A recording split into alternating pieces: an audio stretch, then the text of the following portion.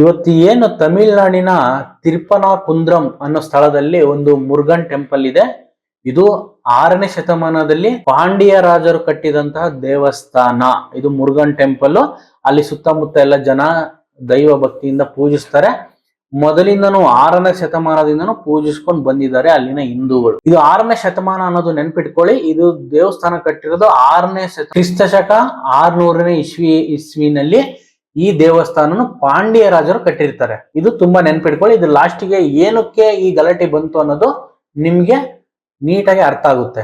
ನಮ್ಮ ಹಿಂದೂ ರಾಷ್ಟ್ರದಲ್ಲಿ ಒಂದು ಕಂಬಕ್ಕೆ ದೀಪ ಹಚ್ಚುವುದಕ್ಕೇನೆ ಪರ್ಮಿಷನ್ ಕೇಳಬೇಕಾಗೋ ಒಂದು ಪರಿಸ್ಥಿತಿ ಬಂದಿದೆ. ಅಂದ್ರೆ ನಾವ್ ಎಲ್ಲಿದ್ದೀವಿ ಅನ್ನೋದು ವಿಡಿಯೋ ನೋಡ್ತಿರ್ತಕ್ಕಂತ ಜನಗಳಿಗೆ ಬಿಟ್ಬಿಡ್ತೀನಿ. ನಾವ್ ಯಾವ ತರ ಪರಿಸ್ಥಿತಿನಲ್ಲಿ ಇದ್ದೀವಿ. ಕೋರ್ಟಿನ ಆದೇಶ ಪಡೆದು ಒಂದು ದೇವಸ್ಥಾನದ ಮುಂದೆ ಇರುವಂತ ದೀಪಕ್ಕೆ ಒಂದು ದೀಪ ಹಚ್ಚುವುದಕ್ಕೆ ಒಂದು ಪರ್ಮಿಷನ್ ಕೇಳ್ತಾ ಇದೀವಿ ಅಂದ್ರೆ ನಾವು ಯಾವ ಮಟ್ಟಕ್ಕಿದೀವಿ, ನಾವು ಯಾವ ಪ್ರದೇಶದಲ್ಲಿದ್ದೀವಿ ಅನ್ನೋದು ನಮ್ಗೆ ಇವಾಗ ಅರ್ಥ ಆಗ್ತಾ ಇದೆ. ಈ ಒಂದು ವಿಚಾರ ದೇಶಾದ್ಯಂತ ಹಿಂದೂಗಳ ಕೋಪಕ್ಕೆ ಗುರಿಯಾಗಿದೆ. DMK ಮತ್ತೆ ಕಾಂಗ್ರೆಸ್ ಪಕ್ಷ ಅಲ್ಲಿ ಮೈತ್ರಿ ಸರ್ಕಾರ ನಡೆಸ್ತಾ ಇದೆ. ಇಬ್ರು ಸೇರಿ ಗೌರ್ಮೆಂಟ್ ರನ್ ಮಾಡ್ತಾ ಇದ್ದಾರೆ ತಮಿಳುನಾಡಲ್ಲಿ.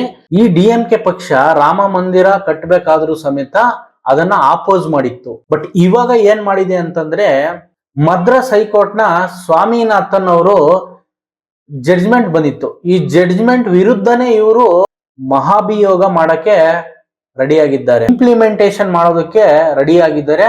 107 ಜನ MP ಗಳು ಸೈನ್ ಹಾಕಿದ್ದಾರೆ. ಅದರಲ್ಲಿ ಕರ್ನಾಟಕದಲ್ಲಿ 3 ಜನ ಕೂಡ ಇದ್ದಾರೆ. ಕರ್ನಾಟಕದ MP ಗಳು 3 ಜನನು ಕೂಡ ಇದ್ದಾರೆ. ಇವರ ಹೆಸರುಗಳನ್ನ ಸರಿಯಾಗಿ ನೆನ್ಪಿಟ್ಕೊಳ್ಳಿ. ಇವರಿಗೆ ಮುಂದಿನ ದಿನ ನೀವು ಸರಿಯಾಗಿ ಬುದ್ಧಿ ಕಲಿಸ್ಲೇಬೇಕಾಗುತ್ತೆ. ಇದ್ರ ಬಗ್ಗೆ ಪೂರ್ತಿಯಾಗಿ ಡಿಸ್ಕಸ್ ಮಾಡ್ತೀನಿ ಇವತ್ತು ಇಲ್ಲಿ ಏನಾಗಿದೆ ಅಂತ. ಅದಕ್ಕೂ ಮೊದಲು ನೀವ್ ಯಾರಿನ್ನೂ ನಮ್ಮ ಚಾನಲ್ ಅನ್ನ ಸಬ್ಸ್ಕ್ರೈಬ್ ಮಾಡದಲೇ ವಿಡಿಯೋ ನೋಡ್ತಾ ಇದ್ರೆ ದಯವಿಟ್ಟು ಸಬ್ಸ್ಕ್ರೈಬ್ ಮಾಡಿ, ಹಾಗೆ ಬೆಲ್ ಐಕನ್ ಅನ್ನ ಒತ್ತಿಟ್ಕೊಳ್ಳಿ. ಹಾಗೆ ಈ ವಿಡಿಯೋನ ಕೊನೆ ತನಕ ಮಿಸ್ ಮಾಡದೆ ನೋಡಿ. ನಿಮ್ಗೆ ಇದ್ರ ಬಗ್ಗೆ ಏನು ಅಂತ ನೀಟಾಗಿ ಅರ್ಥ ಆಗುತ್ತೆ. ಅವಾಗ್ಲೇ ಹೇಳ್ದಂಗೆ ಈ ದೇವಸ್ಥಾನ ಮುರುಗನ್ ದೇವಸ್ಥಾನ ಕಟ್ಟಿರೋ ಅಂದ್ರೆ ಪಾಂಡ್ಯ ರಾಜರು. ಇದು 6ನೇ ಶತಮಾನದಲ್ಲಿ. ಇದನ್ನ ನೀಟಾಗಿ ನೆನ್ಪಿಟ್ಕೊಳ್ಳಿ. ಇದಾದ್ಮೇಲೆ ಏನಾಗುತ್ತೆ, 12ನೇ ಶತಮಾನದಲ್ಲಿ ಅಲ್ಲಾವುದ್ದೀನ್ ಖಿಲ್ಜಿ ದಕ್ಷಿಣ ಭಾರತಕ್ಕೆ ದಂಡಯಾತ್ರೆ ಬರ್ತಾನೆ. ಅವಾಗ ವಶಪಡಿಸ್ಕೊಂತಾನೆ. ಇದಾದ್ಮೇಲೆ 1325ರಲ್ಲಿ ಮೊಹಮ್ಮದ್ ಬಿನ್ ತುಗ್ಲಕ್ ಅಲ್ಲಿ ಆಡಳಿತ ನಡೆಸುತ್ತಾನೆ. ಎಲ್ಲಂದ್ರೆ ಮಧುರೈನ ತಿರುಪನಾಕುಂದ್ರಂ ಸ್ಥಳದಲ್ಲಿ. ಇದಾದ್ಮೇಲೆ ಏನಾಗುತ್ತೆ, ಅಲ್ಲಿ ಸಿಕಿಂದರ್ ಶಾ ಅನ್ನೋ ವ್ಯಕ್ತಿ ರಾಜ 14ನೇ ಶತಮಾನದಲ್ಲಿ ಇವನು ಆಡಳಿತಕ್ಕೆ ಬರ್ತಾನೆ. ಇದಾದ್ಮೇಲೆ ಇವನ ಮೇಲೆ ನಮ್ಮ ವಿಜಯನಗರದ ಅರಸರು ಶ್ರೀಕೃಷ್ಣ ದೇವರಾಯ 1509ರಲ್ಲಿ ಇವನ ಮೇಲೆ ದಾಳಿ ಮಾಡ್ಬಿಟ್ಟು ಅದನ್ನೆಲ್ಲ ಅಕ್ವೈರ್ ಮಾಡ್ಕೊಂತಾರೆ. ಯಾವ್ದನ್ನ ಮಧುರೈನ ತಿರುಪನಾಕುಂದ್ರಂ ಸ್ಥಳವನ್ನ ಅಕ್ವೈರ್ ಮಾಡ್ಕೊಂತಾರೆ. ಅವರ ರಾಜ್ಯವನ್ನ ಸೋಲಿಸಿ ಇವನನ್ನ ಕೊಂದಾಕ್ತಾರೆ. ಅಲ್ಲಿನ ಮುಸ್ಲಿಂ ಮುಖಂಡರೆಲ್ಲ ಸೇರ್ಕೊಂಡ್ಬಿಟ್ಟು ಇವನಿಗೆ ಸಮಾಧಿ ಮಾಡ್ಬೇಕಂತ ಹೇಳ್ಬಿಟ್ಟು ಶ್ರೀಕೃಷ್ಣ ದೇವರಾಯನ ಹತ್ರ ಬಂದು ಕೇಳ್ಕೊಳ್ತಾರೆ. ಆವಾಗ ಶ್ರೀಕೃಷ್ಣ ದೇವರಾಯ ಸತ್ತಾದ್ಮೇಲೆ ಇನ್ನೇನ್ ದ್ವೇಷ ಅಂತ ಹೇಳ್ಬಿಟ್ಟು ಹೋಗಿ ಆ ಬೆಟ್ಟದ ಮೇಲೆ ಹೋಗ್ಬಿಟ್ಟು ನೀವು ಸಮಾಧಿ ಮಾಡ್ಕೊಳ್ಳಿ ಅಂತ ಹೇಳ್ತಾರೆ. ಅವಾಗಿಂದ ಇದು ಸಿಕಿಂದರ್ ಶಾ ಅನ್ನೋ ಬೆಟ್ಟ ಹೆಸರುವಾಸಿಗೆ ಬರುತ್ತೆ. ಅದಕ್ಕಿಂತ ಮುಂಚೆ ಸುಬ್ರಹ್ಮಣ್ಯ ಸ್ವಾಮಿ ಮುರುಗನ್ ಟೆಂಪಲ್ ಅಂತಾನೆ ಇರುತ್ತೆ. ನಿಮ್ಗೆ ಇವಾಗ ಅರ್ಥ ಆಗಿರ್ಬೇಕು ಈ ಸೊತ್ತು ಯಾರದ್ದು ಅಂತ. ಅವಾಗ್ಲೇ ಹೇಳ್ದಂಗೆ ದೇವಸ್ಥಾನ ಕಟ್ಟಿದ್ದು ಪಾಂಡ್ಯ ರಾಜರು 6ನೇ ಶತಮಾನದಲ್ಲಿ, ಅಂದ್ರೆ 600ನೇ ಇಸ್ವಿನಲ್ಲಿ ಈ ದೇವಸ್ಥಾನ ಕಟ್ಟಿದ್ದು. ಇದಾದ ಮೇಲೆ ಏನಾಗುತ್ತೆ ಅಂದ್ರೆ ಹೈದರಾಲಿ ಆಡಳಿತ ಬರುತ್ತೆ. ಈ ಮೈಸೂರಿನಲ್ಲಿ ಹೆಂಗೆ ಮೋಸ ಮಾಡ್ಬಿಟ್ಟು ನಮ್ಮ ರಾಜರನ್ನ ಇದ್ ಮಾಡಿದ್ನಲ್ಲ, ಅಲ್ಲಿ ಕೂಡ ಹೈದರ ಆಡಳಿತ ಬರುತ್ತೆ. ಆವಾಗ ಇವ್ರು ಇನ್ನಷ್ಟು ಜಾಗವನ್ನು ಅಕ್ವೈರ್ ಮಾಡ್ಕೊಂಡು ಇನ್ನಷ್ಟು ಜಾಗವನ್ನು ಕೊಡ್ತಾರೆ. ಅದನ್ನ ಹಂಗೆ ಡೆವಲಪ್ಮೆಂಟ್ ಮಾಡ್ಕೊಂಡು ಹೋಗ್ತಾರೆ. ಅದಾದ್ಮೇಲೆ ಊರು ಸ್ಟಾರ್ಟ್ ಆಗುತ್ತೆ. ಅದಾದ್ಮೇಲೆ ಬ್ರಿಟಿಷ್ ಬರ್ತಾರೆ. ಬ್ರಿಟಿಷ್ ಬಂದ್ಮೇಲೆ ಇನ್ನಷ್ಟು ಜಮೀನುಗಳನ್ನ ಈ ಸಮುದಾಯಕ್ಕೆ ಕೊಡ್ತಾರೆ. ಇಲ್ಲಿ ಗೊಂದಲಕ್ಕೆ ಸ್ಟಾರ್ಟ್ ಆಗುತ್ತೆ. ಇಲ್ಲಿಂದಾನೇ ಸ್ಟಾರ್ಟ್ ಆಗುತ್ತೆ. 1947ಕ್ಕಿಂತ ಮುಂಚೆ ಈ ದೀಪಾರಾಧನೆ ದೇವಸ್ಥಾನದ ಮುಂದೆ ಇರತಕ್ಕಂಥ ಸ್ತಂಭದಲ್ಲೂ ನಡೀತಾ ಇತ್ತು. ಅದೇ ಬೆಟ್ಟದ ಮೇಲೆ ಇರತಕ್ಕಂಥ ಸ್ತಂಭದಲ್ಲೂ ಕೂಡ ನಡೀತಾ ಇತ್ತು. 1947 ಆದ್ಮೇಲೆ ಇದನ್ನ ಕೋಮುಗಲಭೆ ಉಂಟಾಗುತ್ತಂತೇಳಿ ಬೆಟ್ಟದ ಮೇಲಿರ್ತಕ್ಕಂಥ ದೀಪವನ್ನ ಹಚ್ಚುವುದನ್ನ ನಿಲ್ಲಿಸ್ತಾರೆ. ಕಾರಣ ಅಲ್ಲಿ ಸಿಕಿಂದರ್ ಅನ್ನೋ ದರ್ಗಾ ಇರುತ್ತೆ ಅಂತ. 1947ಕ್ಕಿಂತ ಮುಂಚೆ 2 ಕಡೆ ದೀಪ ಹಚ್ತಾ ಇದ್ರು. ಫಸ್ಟ್ ಇಲ್ಲಿ ಸಮಸ್ಯೆಗೆ ಕಾರಣ ಏನು ಅಂತ ಹೇಳ್ಬಿಡ್ತೀನಿ. ಮುರುಗನ್ ಟೆಂಪಲ್ ಭೂಮಿಯ ಮೇಲಿದೆ. ಅದ್ರ ಪಕ್ಕದಲ್ಲಿ ಒಂದು ಬೆಟ್ಟದ ತಪ್ಪಲಿದೆ. ಆ ಬೆಟ್ಟದ ಮೇಲೆ ಒಂದು ಸಿಕಿಂದರ್ ದರ್ಗಾ ಇದೆ. ಆ ಸಿಕಿಂದರ್ ದರ್ಗಕ್ಕೂ ಮತ್ತು ಇನ್ನೊಂದು ದೀಪಸ್ತಂಭ ಇದೆ ಮೇಲ್ಗಡೆ, ಅದಕ್ಕೂ 50 ಮೀಟರ್ ಡಿಫ್ರೆನ್ಸ್ ಇದೆ. ಈ ಮೇಲಿನ ದೀಪಸ್ತಂಭ ವಿಚಾರವಾಗಿನೇ ಇವಾಗ ಗಲಾಟೆ ಆಗ್ತಿರೋದು. ಇವಾಗ ಮೇನ್ ವಿಷಯಕ್ಕೆ ಬರ್ತೀನಿ. ಇಲ್ಲಿ DMK ಪಕ್ಷ ಏನ್ ಮಾಡ್ತು, ಕಾಂಗ್ರೆಸ್ ಮೈತ್ರಿ ಪಕ್ಷ ಸೇರ್ಕೊಂಡು ಏನ್ ಮಾಡಿದ್ವು ಅಂತ. ಡಿಸೆಂಬರ್ 3ನೇ ತಾರೀಕು ಅಲ್ಲಿ ದೀಪಾರಾಧನೆ ನಡಿಬೇಕಾಗಿರುತ್ತೆ.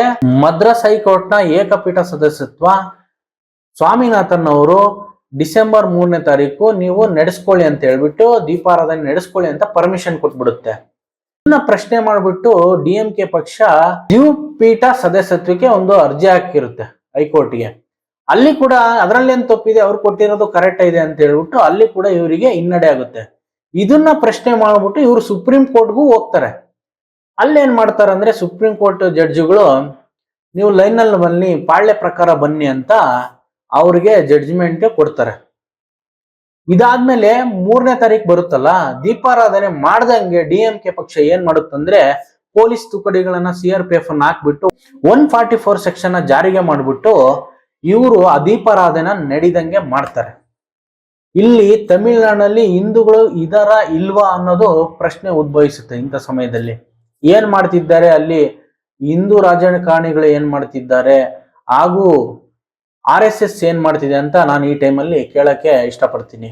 ಇವಾಗ ಇದಕ್ಕೆಲ್ಲ ಮೇನ್ ರೀಸನ್ ಏನಂದ್ರೆ, ಮಧುರೈ ಪಟ್ಟಣದ ತಿರುಪರಾ ಕುಂದ್ರಂ ಸ್ಥಳದ ಮುಸ್ಲಿಂ ಮುಖಂಡನೊಬ್ಬ ಈ ಬೆಟ್ಟವನ್ನ ಸಿಕಿಂದರ್ ಭಾಷಾ, ಸಿಕಿಂದರ್ ಮಲೈ, ಸಿಕಿಂದರ್ ಬೆಟ್ಟ ಅಂತ ಹೆಸರಿಡ್ಬೇಕಂತ ಹೇಳ್ಬಿಟ್ಟು ಮದ್ರಾಸ್ ಹೈಕೋರ್ಟ್ಗೆ ಒಂದು ಅರ್ಜಿ ಹಾಕ್ತಾನೆ. ಇಲ್ಲಿಂದನೇ ಈ ಗಲಾಟೆ ಸ್ಟಾರ್ಟ್ ಆಗಿದ್ದು. ಇವಾಗ ಏನಾಯ್ತು ಅಂದ್ರೆ DMK ಪಕ್ಷ ಕಾಂಗ್ರೆಸ್ ಪಕ್ಷ ಮೈತ್ರಿಯಲ್ಲಿ ಸರ್ಕಾರ ನಡೆಸ್ತಾ ಇದೆ. ಅಲ್ಲಿ ಯಾವ ತರ ಸರ್ಕಾರ ನಡೆಸ್ತಾ ಇದೆ ಅಂತ ಜನರಿಗೆಲ್ಲ ಗೊತ್ತಿದೆ. ಇದೇ ಪಕ್ಷದವರು ರಾಮ ಮಂದಿರವನ್ನು ಕಟ್ಟಬೇಕಾದ್ರೂ ಕೂಡ ವಿರೋಧ ಮಾಡಿದ್ರು. ಈಗ ಏನ್ ವಿಚಾರ ಅಂತಂದ್ರೆ 107 ಜನ MP ಗಳು ಸೇರ್ಕೊಂಡು ಆ ಸ್ವಾಮಿನಾಥನ್ ಏನ್ ಜಡ್ಜ್ಮೆಂಟ್ ಕೊಟ್ಟಿದ್ರಲ್ಲ ದೀಪ ಹಚ್ಬೋದಂತ, ಬರೀ ದೀಪ ಹಚ್ಚಿರೋದಕ್ಕೇನೆ ಇವರು ಅವರನ್ನ ಕೆಲಸದಿಂದ ತೆಗಿಸ್ಬೇಕಂತ ಹೇಳಿ ಇಂಪ್ಲಿಮೆಂಟೇಶನ್ ಮಹಾಭಿಯೋಗ ಮಾಡಕ್ಕೆ ಶುರು ಮಾಡಿದ್ದಾರೆ. 107 ಜನ MP ಗಳು ಸೈನ್ ಹಾಕಿದ್ದಾರೆ. ಅದರಲ್ಲಿ ಕರ್ನಾಟಕದ ಹಾಸನದ ಶ್ರೇಯಸ್ ಪಟೇಲ್, ಪ್ರಭಾ ಮಲ್ಲಿಕಾರ್ಜುನ್ ದಾವಣಗೆರೆ ನೆನ್ಪಿಟ್ಕೊಳ್ಳಿ ಹೆಸರು, ಹಾಗೆ ಕುಮಾರ್ ನಾಯ್ಕ್ ರಾಯಚೂರು ಈ ಹೆಸರು ನೆನ್ಪಿಟ್ಕೊಳ್ಳಿ. ಇವರೆಲ್ಲ ಕಾಂಗ್ರೆಸ್ MP ಗಳು.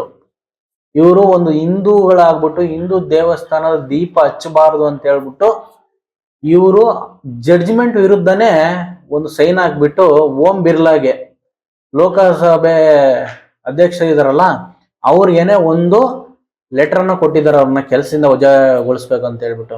ಇದಾದ್ಮೇಲೆ ಏನಾಗುತ್ತೆ, ರಿಟೈರ್ಡ್ ಆಗಿರೋಂಥ ಜಡ್ಜ್ಗಳು 52 ಜಡ್ಜ್ಗಳು ಈ ಸ್ವಾಮಿನಾಥನ್ ಸಪೋರ್ಟಿಗೆ ನಿಂತಿದ್ದಾರೆ.